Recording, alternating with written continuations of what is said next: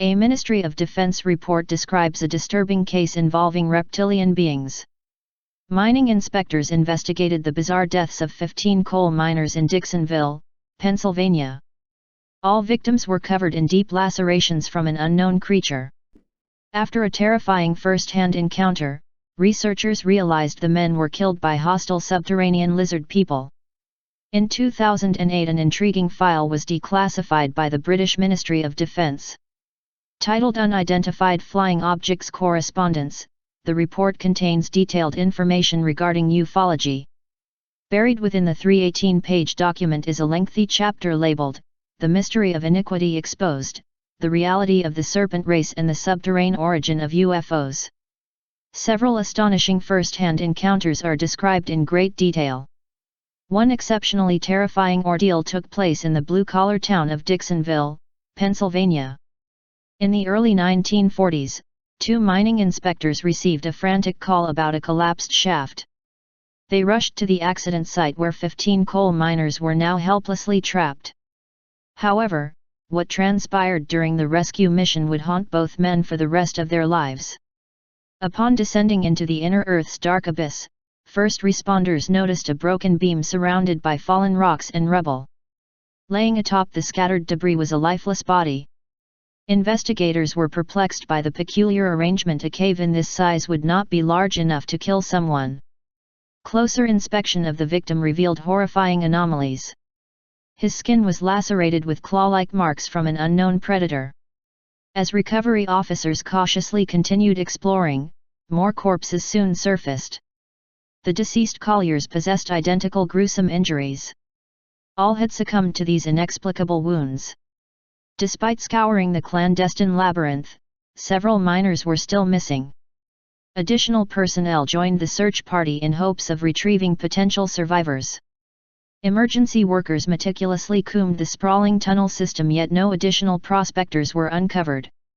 With each passing hour, crew members began losing hope of finding anyone alive.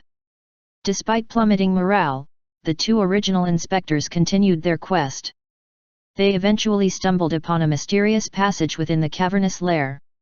After traveling half a mile, an audible rumbling echoed throughout the grotto.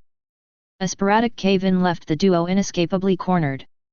Nearby staff heard a thunderous crash and rushed to assist the dredgers. Suddenly one of the claustrophobic men felt hot breath on his neck.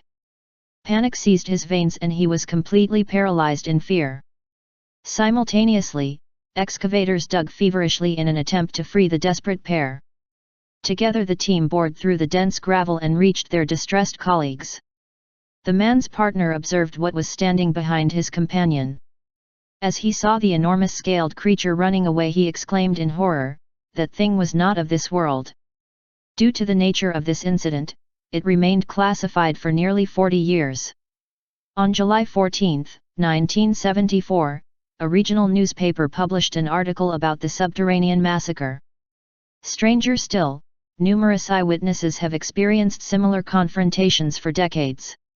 During the 1990s, a former government contractor turned whistleblower publicly revealed shocking intel. He stated that deep underground military bases around the globe house reptilian extraterrestrials. According to the high-ranking insider, these beings are incredibly hostile and consume humans for sustenance. Each year thousands of people go missing without a trace, often under baffling circumstances. Might it be possible that a nefarious race is covertly dwelling in the shadows? Given the recent surge of disclosure and increasingly blatant agenda, society may one day learn the truth about these elusive cryptids. When I was a kid, I was like 16 years old. I worked in the Banning mines, and it was like a cave-in. And I went down, I was looking at the bodies. My uncle was one of them in there, and I'm looking. Didn't look like they were only beat up with rocks. Looked like there was some like claw marks on some of these people in there. And I thought I saw somebody or some figure, something dragging something away. I don't know. Some shiny fingers they had. I don't know what it was. I told them exactly what I just told you, but nobody believed me. They didn't believe me. They just thought that the mine caved in on everybody. Yeah, they thought I was crazy. They thought I was a crazy kid. They didn't believe this. That 16-year-old kid ain't gonna believe me.